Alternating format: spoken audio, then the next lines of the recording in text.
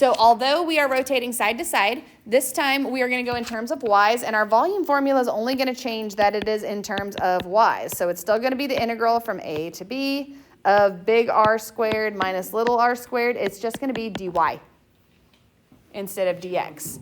And when we measure our big R and little r, this time we're going to go sideways with it. It's going to be the side-to-side distance. We're still going to set it up the same way, though, that we did before. So it's always from 0? It's always from what you are rotating around. So what are we rotating around in this first part? Y-axis here. Big R is going to be the distance the whole way out as far as you can go to the end of that region. So this is my big R. What is big R best represented by in this particular? 4. That's just 4, right? So I'm going to start volume. Integrating, hang on, there's my pi. Okay, if I'm integrating now in terms of y's, what are my boundaries for y on that region? 0 and up to where? Well, we know where that is. If x is 4, that's just 2, because the square root of 4 is 2. Yeah? Oh, yeah. So that's just going to be 2.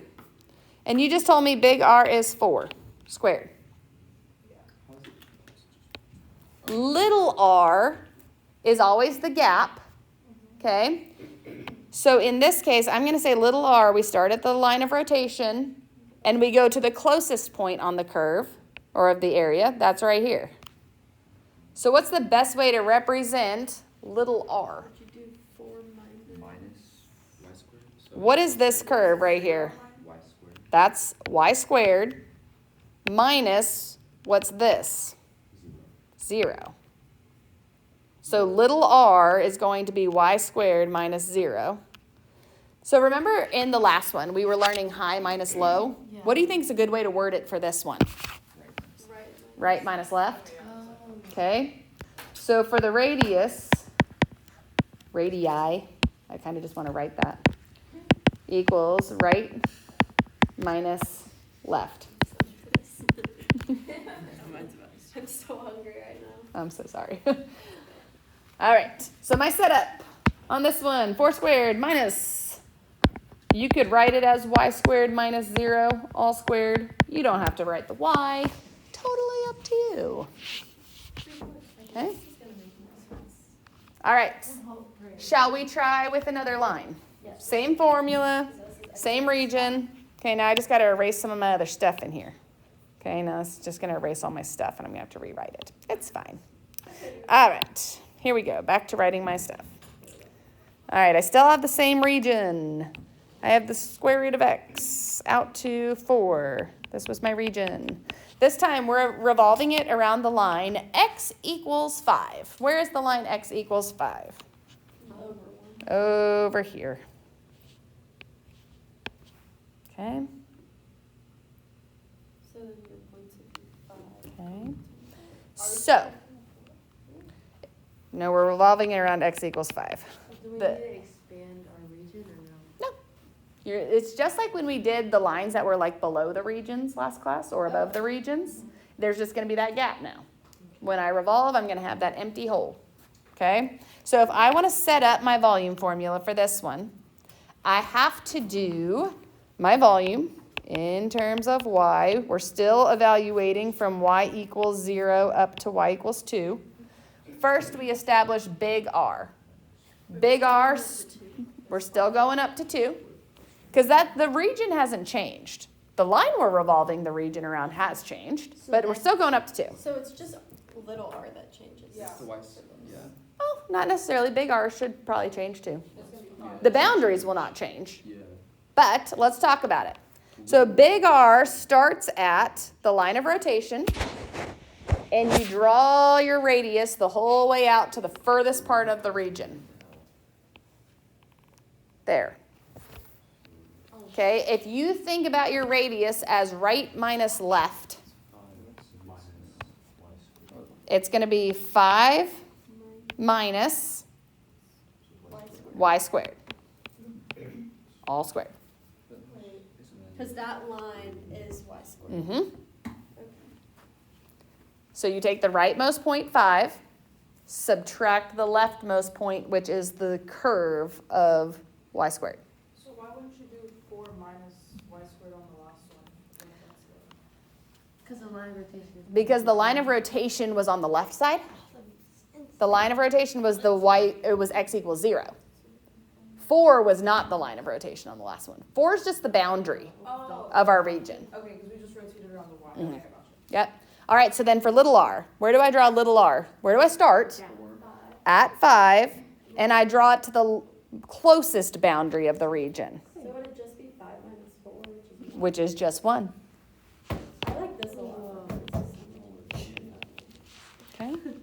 Well, I say that now. The more you can start drawing out those r's accurately, the more sense it will make to you. It just takes a minute to process. When you just see it, you don't even have to like go through like the. No, yeah. You can start getting to the place that you don't even need to like write down too much. You just need to draw in the r's so that you can visualize what it is.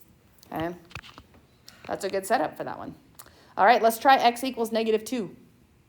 Okay? I'm going to redraw my region because I'm running out of space here. Same region, same boundaries. I've got my square root. We're out to x equals 4.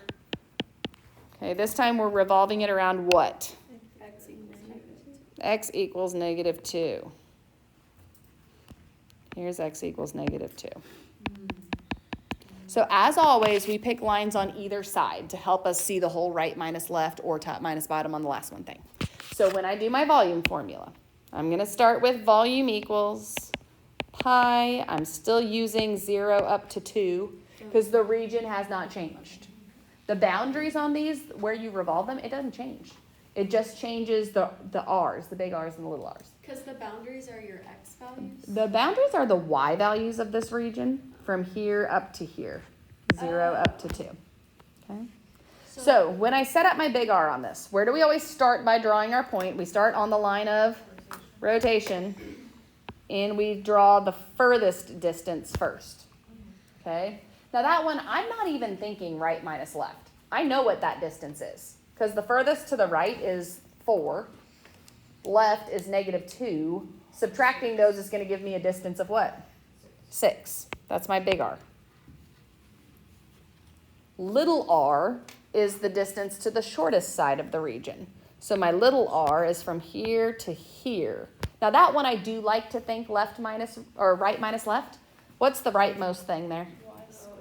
The y squared minus the -2 turns into +2. All squared. dy. Could you just not even like think about like negatives and positives and just be like? Yeah, as long as you understand you're taking that distance and adding to it another 2, basically. Yes. And could you technically have like a question where in the initial like whatever we were saying sketch the region boundary graphs, could you have like another x equals something and then have it revolved around another the x equals? It's possible. We may see that. Let's see. Let's try another region. These, if you notice, are the same regions we did last class. It's just we're revolving them sideways instead of up and down. Okay? So this is still the same ones that we did in the previous class, 6 over x, y equals 2, and so on. So 6 over x was that one that kind of came, yeah, it's like a rational function. So my graph would look like something like that. Okay? This one is bounded by y equals 2. Here's y equals 2. Y equals 6. So here's y equals 6. And x equals 6. It is. So I wouldn't have expected the area to be where it is, but where is it in there? It's like outside the curve. Yeah, it's this. Oh, wait, why that and not the left side?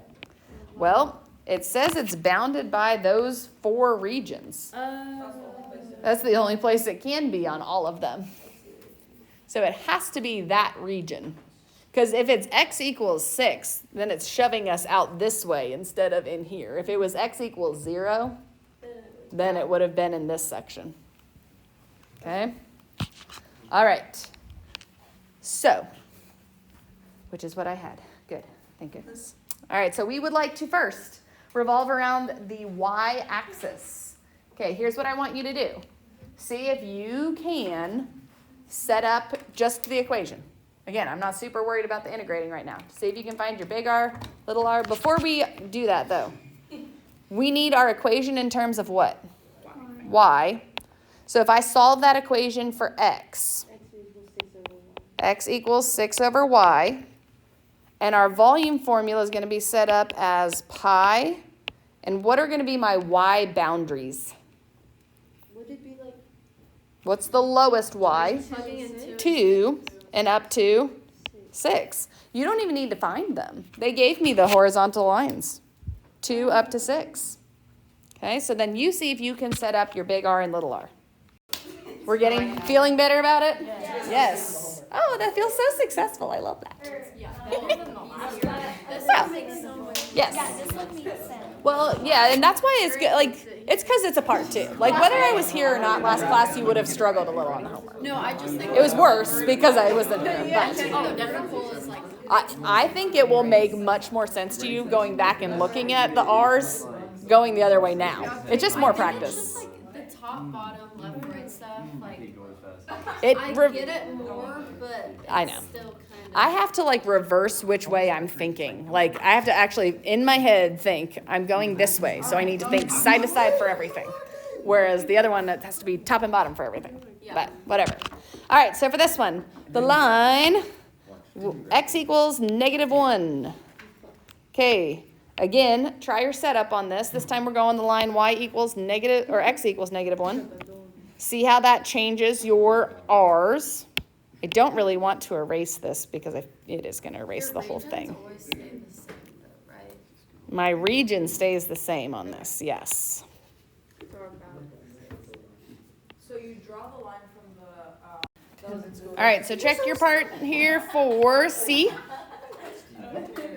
We good on C? Yes. Okay, last but not least, try the same setup, but for D with the line x equals 7. All right, while you finish yours up, I'm going to write mine up right up here next to here. I just kept the same picture. This time my big R switches to 7 minus 6 over y squared minus 1 squared. Yay.